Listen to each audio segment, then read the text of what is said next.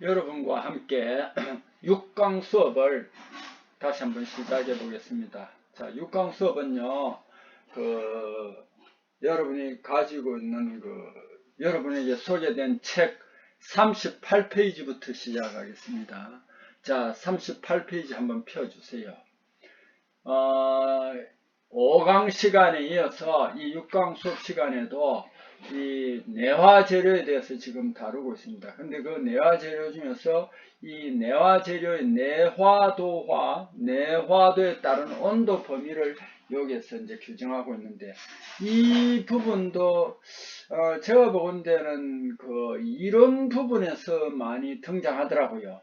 근데 실기 부분에서도 얼마든지 등장할 수 있는 그런 내용입니다. 크게 내화재료는 저급, 중급, 고급, 특수고급 내화물 등 4종류로 분류를 합니다. 그래서 요게 이제 SK 제게르콘인데 여기 아마 독일어인 것 같습니다. 그래서 SK로 표시했습니다. 제게르콘인데 이 제게르콘 번호에 따라서 저급이냐 중급이냐 고급이냐 특수고급 내화물이냐, 특수고급 내화물은 특수한 데 쓰이는 거고 우리가 보편적으로 쓰는 것은 고급 내화물이 되겠지요. 자, 저급인 경우에는 SK 번호가 26에서 29까지고요. 중급은 30에서 33, 고급은 34에서 42, 특수는 42 이상입니다. 특수는 42 이상인데 이게 2000도씨 이상에서도 견딘다는 겁니다. 자, 26, 29는 1580에서 1650이죠. 중급인 30에서 33은 1670에서 1730이고 고급은 34에서 40인데 1750에서 2000입니다. 자, 그런데 여기에서 어떤 데는 보면은 SK 27번이 온도가 대략 몇 도가 되느냐 이런 식으로 묻고 있어요.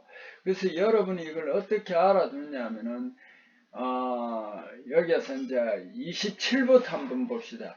27이요 1610도씨입니다. 그럼 26은 얼마냐 하면은 1580도거든요. 그러니까 이게 얼마 차이가 났습니까? 대략 20씩 차이가 납니다. 딱 안 맞아도 되는데요. 자, 27이 1610이면은 28은 1630, 29는 1650 이렇게 20식으로 간다는 거예요. 여기 지금 어디에들은 저급 내화물에 들어간다는 거예요. 그래서 저급 내화물일 때 제가 보건대는 1580도를 어떤 식으로든지 알아두면 그 뒤로는 20도씩 플러스 하면 되겠죠. 다 외울 수는 없잖아요. 그죠? 근데 이게 몇 도냐 이런 게 시험 문제 들어 나오더라고요. 그 다음에 SK30은 어떻게 되느냐. 1650에서 20을 하면 1670이죠. 그죠? 그래가지고 또 20까지 올라가가지고 SK33은 얼마가 되면 1730도가 됩니다. 그럼 고급은 SK34예요. 34. 이거는 1730에서 20을 더하니까 1750. 이런 식으로 주로 20씩 올라간다. SK 번호에서. 그래서 여러분이 저급은 29에서 29, 중급은 30에서 33, 고급은 34에서 42, 특수는 42 이상이다. 요거는 알아둬야 되겠죠. 그죠? 온도는 여러분이 어느 하나를 기준으로 해가면 알아두면 쭉 플러스를 하면 되겠죠. 그죠? 그렇게 알아두세요. 그렇게 부탁드리고 싶습니다. 자, 그러면 내화재료 이거 실험을 어떻게 했느냐? 이게 말이죠. 제게르추를 사용합니다. 제게르가 이게 이제 독일어인 것 같더라고요. 제게르추. 제게르추를 이제 사용하는 거예요. 제게르추를. 또는 오톤추를 사용하는데 어쨌든 이 독일에서 만든 것이다. 이거 어떻게 됐냐면은 이것도 이제 내화물을 가지고 만들었잖아요. 추를 이렇게 세웠어요. 세워가지고 열을 가하면 가령 예를 들어 1610도에서도 안 굽어지고 1630도에서 굽어진다면 이것은 SK27번이다. 이렇게 번호를 정한 거예요. 그래서 재계로추는 그렇게 해가지고 열을 가해가지고 구부러지는 정도를 가지고 이 SK 번호를 만든다. 재계로추. 여기서 나오는 게 재계로콘의 영어는 아니고 독일어인 것 같습니다. 자, 그 다음에 40페이지로 넘어가겠습니다. 의사입자라는 말이 있습니다. 여러분 저희가 용어를 잘 알면은요, 용어를 잘 안다면은 뭐 그 문제풀이가 다 됩니다. 의사라는 말이 나오죠. 의사가 아니고 의사. 의사라는 거는 뭐냐 하면은 유사하다. 쉽게 말하면은 뭐 더 나쁘게 말하면 가짜다. 유사하다 이런데 입자를 의사입자라 이 말은 소결을 하려면은 철광석 가루를 덩어리로 만드는 거예요. 덩어리로 만들어야 되는데 그 덩어리가 너무 단단하면 안 돼요. 왜냐하면 적당히 단단하고 그 다음에 바람 구멍이 있어야 돼요. 이걸 그러고 고로가 굉장히 높잖아요. 그래서 고로에 장입할 때 깨지면 안 됩니다. 그 다음에 또 이게 밑에서 이제 풍구에서 뜨거운 바람이 올라가면서 불이 붙어 가지고 이게 이제 환원이 되고 녹고 환원이 되는데 이게 완전히 녹아서 환원되기 전까지는 이게 무너져 버리면 안 됩니다. 완전히 안 녹았는데 무너져 버리면 이제 바람이 안 올라가겠죠. 그래서 그때까지 덩어리로 유지시켜 주기 위해서 우리가 이제 소결광을 만드는데 그 덩어리가 의사입자입니다. 영원히 단단한 게 아니기 때문에 의사입자라고 합니다. 소결 원료는 입도가 큰 입자주의. 주로 여러분 우리 이런 게 있었지요. 소결광을 만들어 가지고 이제 적당히 깹니다. 깼는데 이제 좀 그래도 소결광으로 쓰기가 조금 불편한 거. 소결광으로 써도 되는데 소결광 중에 제일 낮은 거 8이나 10mm나 이렇게 되는 거.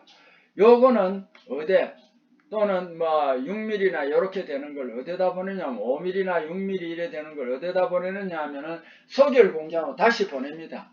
보내면은 자 여기 그림은 나가 있죠. 여기 이제 반황광석입니다. 이 주변에 가루들이 이렇게 달라붙는 거예요. 그래서 이걸 의사입자라고 합니다. 소결 원료는 입도 큰 입자 주위에 입도 작은 미분이 부착되어 조대화하는 것이 의사입자입니다. 조대화, 조립이라는 말이 있는데요. 여러분 이 앞에 있는 조립은 말이죠.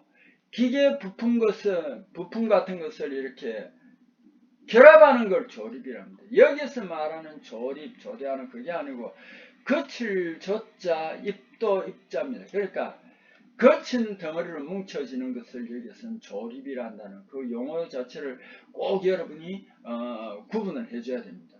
의사 입자 즉 조립 수단으로 뭐를 하냐면 수분을 첨가해줘야 됩니다. 수분 첨가, 혼합, 시간 조정, 생석회 등의 첨가제를 첨가해줘야 됩니다. 그래서 여기에서 이제 여기에 가와 나와 다가 있는데 이런 것도 뭐 요 근래는 제가 모르겠습니다만 이런 것도 얼마든지 실기에 나올 수 있겠죠. 요 가를 우리는 S형이라고 하고 나를 C형이라고 하고 다를 P형이라고 합니다. 여기에서 제일 좋은 게 C형입니다. 미분 코크스가 주변에 잘 달라붙은 거예요. 연소 표면적이 크며 배대에서 열 패턴이 이게 균일이 됩니다. 연소 속도가 증가하고 열교환 시간, 연소 시간은 줄어듭니다. 그래서 C형이 바람직하고요. 가의 S형 의사입자는 안에가 좀 뾰족하고 막 불규칙적이죠. 이게 증가하면 코크스 연소 속도 시간이 떨어지고요. 열 교환 시간이 증가해버립니다. 따라서 열 편석이 발생하고 배드 내에서 열 패턴이 불균일해집니다. 안 좋습니다. 나는 아예 이게 그림 잘 없죠. P형 의사입자. 철광석, 방관, 석회석 등의 미분. 그러니까 방광도 아주 입자가 작다는 거예요. 가루라는 거예요. 이런 것들이 막 혼합되어 있고, 코크, 이거는 말이지, 코크스 연소성 악화로 조업상 가장 불량한 의사입자들. 이거는 뭐 잘 결합이 안 된다. 이거는 그래도 요런 데는 완만한 데는 결합이 잘 되겠죠. 요런 뾰족한 데가 안 돼서 그런데, 요거는 아주 이제 곤란하다. 의사입자.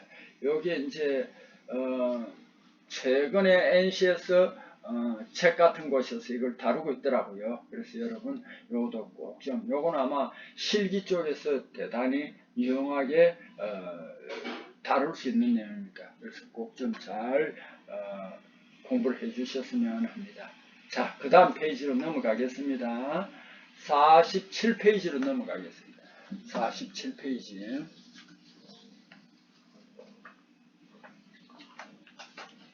자, 고로 이제 조업용 원료가 나오는데, 고로 조업용 주요 설비를 한번 봅니다. 고로는요 굉장히 높아요. 커요 그게. 그 다음에 제일 위쪽에는 원료 장입 설비인데, 그것도 굉장히 커요. 우리가 상상하는 초월 이상을 커요. 고로 본체, 그 다음에 이제 쇳물을 녹여서 노상으로 해가 쇳물을 뽑아내서 거기서 이제 용선은 토페도카에 실어가 전로 공장으로 보내고, 슬래그는 따로 시켜서 또 이제 부산물로 씁니다. 그런 작업이 이루어지는 곳이 주상입니다. 그러니까 고로가 굉장히 높으니까 위로는 이제 컨베이어 벨트를 통해 가지고 원료를 장입하고, 본체에서 이제 놓고, 맨 밑바닥에 이제 노상이 있습니다. 거리를 통해서 이제 쇳물이 흘러서 나갑니다. 흘러나갈 때 슬래그는 비중이 가볍기 때문에 위에 통통 떠서가고 용선이 흘러갑니다. 그러면 주상이라는데요. 우리가 사람이 너무 높은 데서 작업할 수 없죠. 낮은 데서 이제 뜨거운 쇳물이 흘러가는 거기서 이제 작업을 합니다. 어떻게 하느냐? 쇳물은 용선은 따로 이제 뽑아가지고 토페도카에 실어서 제강 공장으로 보내고, 슬래그는 거기에서 별도로 뽑아서 냉각을 시켜서 부산물로 씁니다. 그 다음에 또 고로 굉장히 꼭대기에 또 설치가 되어 있습니다. 뭐냐면 꼭대기에서 이래 보면 가스가 나오잖아요. 그럼 가스에서 철광석이 안 녹고 그냥 가루로 나온 거, 이런 더스트 캐치해서 포집을 하고 다시 써야 되잖아요. 그 다음에 또 뭐가 있냐면 벤츄리 스크러버라는 게 있습니다. 벤츄리 스크러버는 입구와 마정 부분이 좁아요. 중간이 조금 커요. 거기에 물이 흘러요. 그 가스를 막 보내면은 거기에 철광석 가루 같은 건 물에 가라앉아가 나중에 제거할 수 있고, 불순물이 제거되면 가스만 이제 빠져나갑니다. 빠져나가면은 거기에 이제 그걸 온도가 높기 때문에 발전 설비도 하고 이렇게 합니다. 그 다음에 이제 부대 설비가 있어요. 부대 설비. 부대 설비의 대표적인 것이 뭐냐면 열풍로입니다. 부대 설비의 대표적인 것이 열풍로입니다. 이게 뭐냐면은, 자, 고로나 코크스로 해서 CO 가스 같은 게 나옵니다. 여기에는 뜨거운 열이 있습니다. 이걸 그대로 밖으로 내보내면 환경 문제도 있고, 또 뭐가 있습니까? 열 손실 있잖아요. 이걸 다시 고로 같은데 거기에 이제 열 통로를 만들어요. 거기에 내화벽돌을 쌓고 그 안에다가 이제 차온 공기를 빨아들여 가지고 이 뜨거운 폐기가스와 합쳐서 이 공기를 뜨겁게 해줍니다. 그렇게 해가지고 다시 고로 풍부를 통해 가지고 코크스와 반응해서 CO 가스, CO2 가스가 되거나 해서 올라가서 철광석에서 산소를 제거합니다. 환원 작용을 합니다. 요 부대 설비가 열풍로가 있습니다. 자, 요 고로는 쭉 한번 읽어봅시다. 고로는 블라스트 퍼니스 해가지고 BF라고 합니다. 어떤 사람들은 높은 고자를 써가지고 하이 블라스트 퍼니스라고도 합니다. 원료 철광석 녹여, 용선, 불순물. 그러니까 원료 철광석이 녹으면 밑부분에서 용선하고 불순물은 슬래그입니다. 불순물 슬래그는 어떻게 되냐면 광석 중에는 돌멩이나 불순물이 섞여서 가고 결합해서 슬래그가 됩니다. 이게 쇳물 위에 뜹니다. 비중이 가볍기 때문에. 유동성이 잘 흘러갑니다. 그래서 원료 철광석 녹여 용선 불순물을 주상으로 출선하는 공법이 바로 재성 공법입니다. 아이언 메이킹이죠. 그죠? 용광로 높이 아주 높아 특별히 고루라며 열풍을 세게 불어넣어 선철, 먼저 선자가 또 붙어있다고 그러죠. 그래서 하여튼 고루에서 제일 먼저 생산된 철을 선철이라고 합니다. 선철 생산함으로 블라스트 파니스, BF라고도 합니다. 고로법은 대량 생산에 아주 적합합니다. 고로용 연료를 구하기가 점차 어려워지고 사전 처리를 위한 코커스 소결 공정, 이거는 연료가 요즘 굉장히 까다롭기 때문에 여기에 반드시 필요합니다. 무엇보다 이런 사전 처리 공정에서는 환경 공해를 유발합니다. 그래서 이거 참 가급적이면 바로 그대로 써야 되는데 이렇게 코커스 만들고 소결광 만들려면은 1000도 이상을 가야 됩니다. 그래서 환경 문제가 다릅니다. 그래서 포스코에는 가면은 코커스 공장, 소결 공장도 있지만 화성부라는 게 있습니다. 화성부. 여기에서 나온 폐수라든지 폐기물 같은 걸 다시 이제 재활용하거나 정화하는 공장이 화성부가 있어요. 자, 포스코는 이런 문제점 개선을 위하여 뭐를 했다고 그랬죠? 파이넥스 공정을 개발했습니다. 이 공정 특징은 환경 친화적인 제철 조업. 환경 친화적인 제철 조업입니다. 그 다음에 생산량 증감에 따른 탄력성이 우수하다는 거예요. 파이넥스는 어떤 데는 좀 적게 해도 되고 이래 됩니다. 그래서 이제 조절할 수 있습니다. 품위 높은 제철 원료 점차 고갈되기 때문에 대신 값싼 원료로 대체할 수 있어 미래에 각광받는 조업법입니다. 그리고 최근에는 지금 포항에서 화두가 되대요. 수소환원 제철. 수소환원 제철법을 적용하여 환경오염을 적극적으로 줄이기 위한 노력에 집중합니다. 수소환원 제철은 광석에다 바로 수소를 집어넣어 가지고 이렇게 이제 환원을 하면은 여기 이제 공액 없이 이제 분해가 됩니다. 수소 H2O. 그래서 수소 환원 제철법 이론으로는 간단한데 여기 상당히 문제가 있어요. 무슨 문제가 있느냐면 아직까지는 수소를 우리가 이제 쉽게 친환경적인 수소를 제조하는 기술이 쉽지 않아요. 물에서 분해하는 것도 촉매제나 여러가지 비용이 많이 들고 가성비가 엄청 높고요. NH3 암모니아 요거 분해하는 게 그래도 조금 나은 것 같더라고요. 어쨌든 이것도 이제 지금 코커스 쓰는 것보다도 비용이 많이 든다. 일례로 지금 우리나라에서 수소를 제일 많이 생산하는 곳이 아마 그 울산, 여수, 그 다음에 서산, 한 포항 정도 이렇게 되겠죠. 근데 울산이 제일 그 공장에서 수소가 많이 나옵니다. 그래서 한동안 울산에서 수소를 이용해 가지고 그 배관을 묻어 가지고요. 그 울산 시내를 따라 가지고 이제 관을 묻어가 곳곳에다 이제 수소 충전소도 만들고 이랬습니다. 근데 그건 완전 그린은 아닙니다. 약간 불순물도 섞여 있습니다. 어쨌든 그랬는데 그 이제 수소차도 나오고 이제 앞으로는 이제 수소 트램도 나오고 수소를 이용해서 하는 게 나오는데 그 울산에서 이런 게 하나 있더라고요.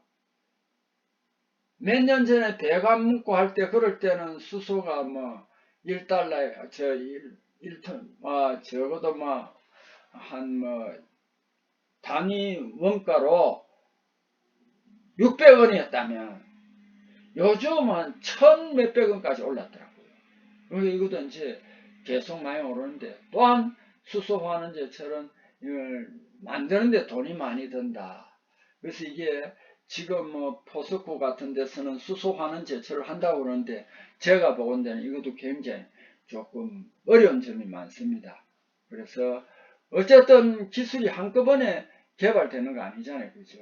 그러니까 이걸 하루빨리 개발을 해가지고 제가 생각하는 물을 분해해가지고 아주 비용이 적게 들고 물을 분해해서 수소를 많이 만들었으면 하는 그런 바람입니다. 자, 그런데 지금 전기 자동차에 우리 리튬 있잖아요. 그죠? 리튬을 중국이나 이런 나라들이 독점하고 있거든요. 근데 어저께 인터넷 사설을 보니까 사우디아라비아가 그 바다 밑에서 리튬을 굉장히 많이 이제 추출하는 걸 뭐 개발했다 이러더라고요. 그래서 이 바다에도요, 광석도 많고 심해 같은 데는 이걸 어떻게 이제 우리가 그 추출하느냐, 여기에 문제가 있습니다. 자, 그렇게 알아주시기 바라고요. 선철, 피그 아이언이라고 합니다. 고로에서 출선된 용용상대, 그러니까 선자는 제가 그랬잖아요. 금속 금자에다 먼저 선인데 제철소에서 제일 먼저 재련하는 것을 나온 선철인데, 이게요, 고로에서 출선된, 고로는 반드시 그 용선이 뜨거운 상태로 돼야 됩니다. 그래서 녹아있다 해서 용선입니다. 왜냐하면 거기에는 성강일관 제철소를 바로 빨리 전로공장으로 보내야 됩니다. 그래가지고 그 전로공장에서 이걸 연료 없이 산소를 불어내어가지고 전로공장에서는 이 용선에서 산화물을 제거해버리기 때문에 이거는 산화법이라고 하고, 고로는 철에 있는 산소를 제거하니까 환원이라고 합니다. 그래서 용선을 응고시켜서 덩어리 만든 거 냉선이고, 그 다음에 주물선처럼 어떤 특별한 모양으로 만든 것을 우리는 형선이라고 합니다. 그래서 이 용선, 냉선, 형선 다 같은 말이고 선철 다 같은 말입니다. 여기에 지금 네 가지 용어는 같은 말이다 하는 거 여러분 꼭 좀 이해해 주시기를 부탁드립니다. 자, 6강 수업 시간에도 여러분 진지하게 저와 함께 동행해 주셔서 감사합니다. 자, 다음 시간에 또 즐겁게 만납시다.